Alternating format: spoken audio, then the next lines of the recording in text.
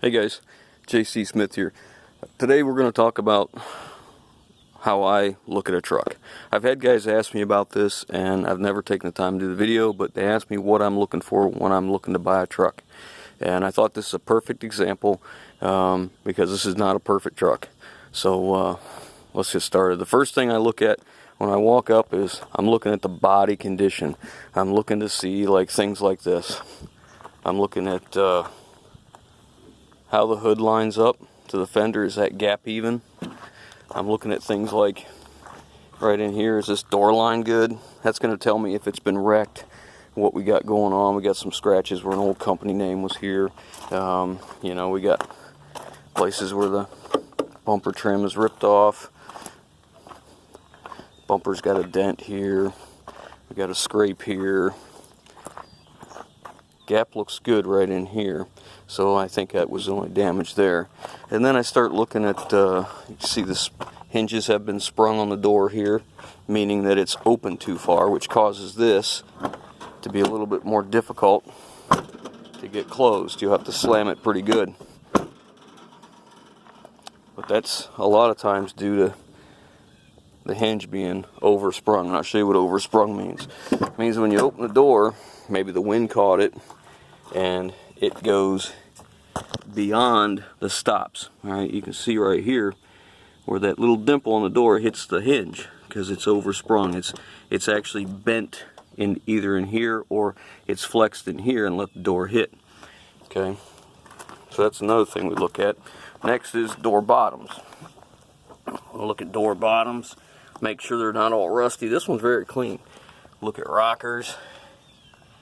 This is an 06 F450, and it's actually rust-wise in very nice shape for the year. Now look at the frame. This is a heavy F450 because it's got the double frame here. So we'll look at the GVW.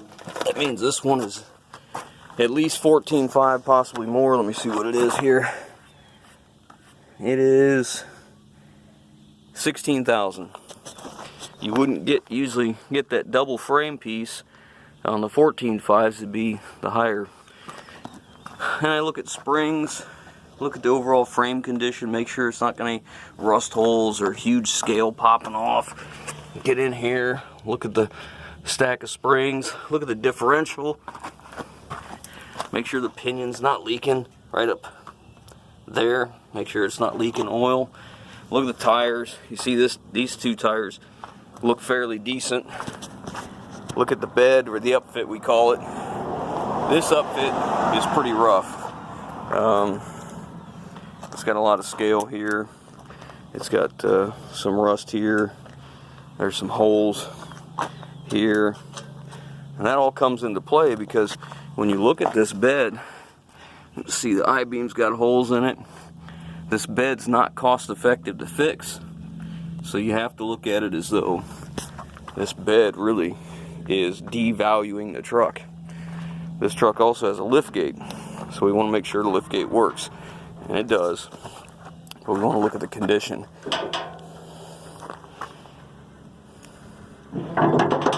It's very common in lift gates because the way that they're stowed, they hold water in here real bad. And as you can see, this was a powder coated. Worthless powder coating in this world was powder coated, and look for places like that. Go ahead and pop that off because it's going to come off. You want to see if there's a big hole behind there, because there will be. Look on that side, you can see it's almost popped through. And then flip the gate out. I ain't got it down far enough yet.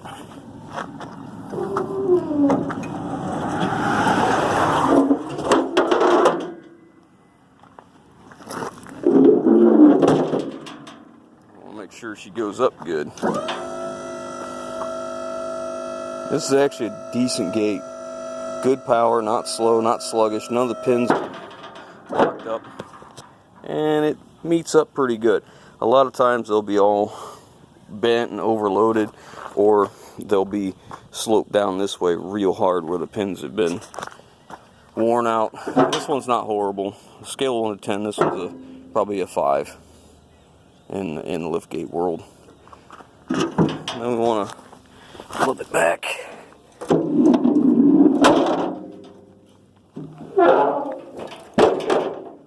And tuck her back under.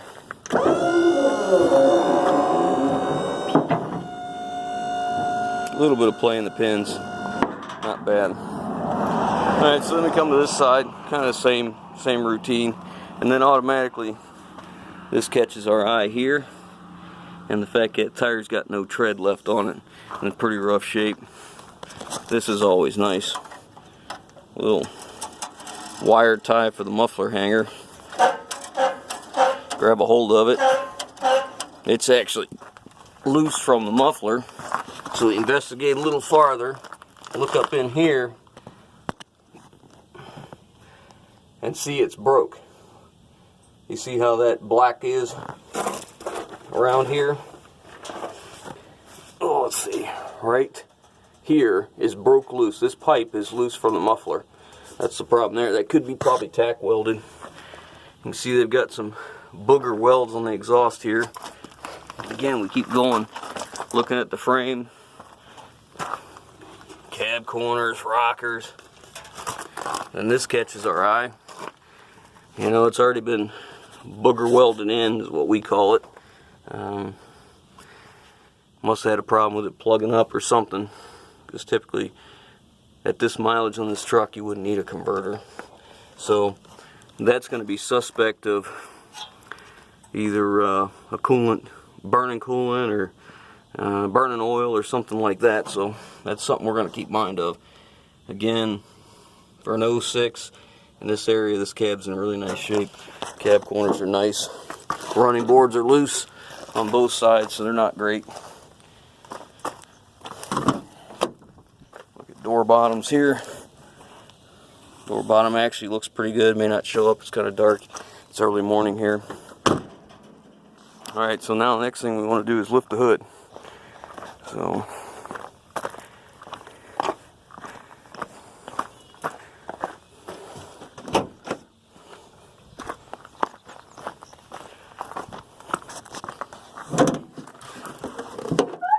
we lift the hood, we're going to do our visuals.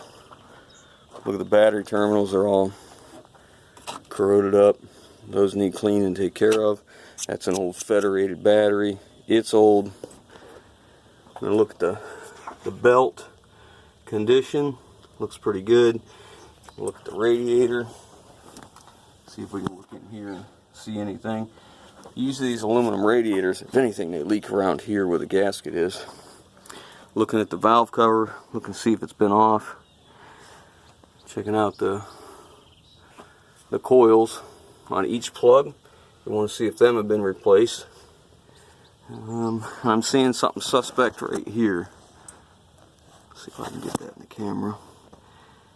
See that? That's exhaust manifold. See that white right there? White on an exhaust manifold a lot of times is coolant leaking. So we want to be looking for that. Okay. We'll come over this side, and here's a red flag for us. This is a V10 gas motor. This is boiled over coolant. No pressure on the system. You can see around the edges here where it's been leaking. So we need to know if that's leaking because of a bad cap or if it's leaking because of something else. See, that thing's supposed to seal down in here. There's an O-ring way down in here that seals. It doesn't seal out here. So anything that gets past this pressure relief comes out through around here. So that's probably what's going on here. Okay. So we got to be suspect of a blown head gasket. Geez, what else could we have?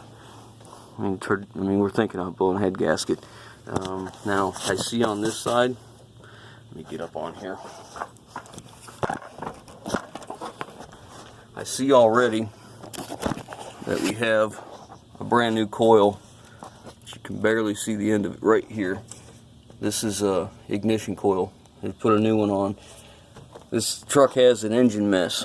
So the first thing we're going to do is pull that thing out of there. Well, first I'm going to start it. and we're going to try and find the engine miss, and then we'll go from there. But right at this point, an new alternator. At this point, if I was looking to buy this truck, yeah, look here, you can see where the antifreeze has been dripping on the hose underneath this degas bottle, it's called, right down in here. So now at this point, I'd want to drive the truck. Now, I didn't mention it, but I noticed this tire, this whole side is worn off a lot more than the other. Now, I've already driven this truck. I bought this truck, but it does pull to the right, so we're going to want to check the front end to see if we got either worn kingpins or ball joints. This is ball joints, or a worn tie rod.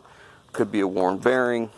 It pulls to the right at a good rate, so something's going on. I also look for repaints.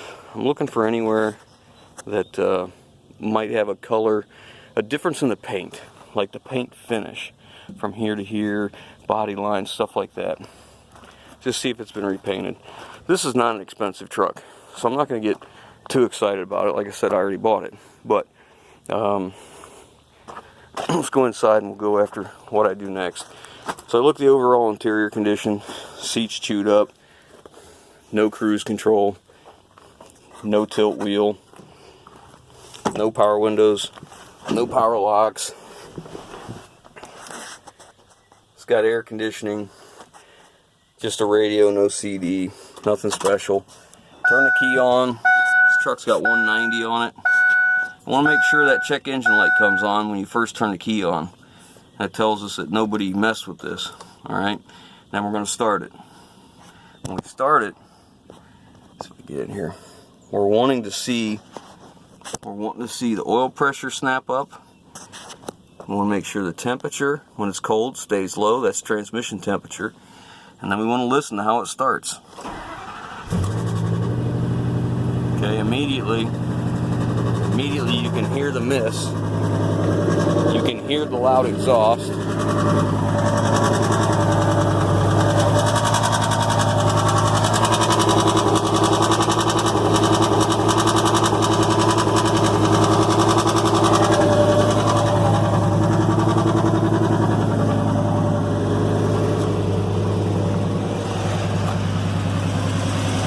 Put your hand on the side of it.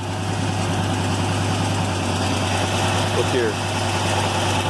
You can watch the air cleaner. See the intake tube shaking? It has an engine miss. So now, real quick, because I didn't bring a scanner with me. Oh, I have a scanner, but I don't have it with me right now. But first thing I'm going to do is pull that number 1 off. It's got the new coil. I'm going to pull that one off, see if the mist goes away. Or see if the mist gets worse, is what I mean to say. If the mist gets worse, it's not that cylinder. And then we'll work our way down. Usually, on these Fords, you can either get to the injector or the ignition coil to the plug. So we're just going to unplug it. Now this is going to cause a bunch of trouble codes, or it should. But we're going to take one off. We're going to isolate the cylinders. What we're trying to do. We're trying to find out which one it is. So let me get set up here. Alright, I found the cause of the misfire. Broken spark plug.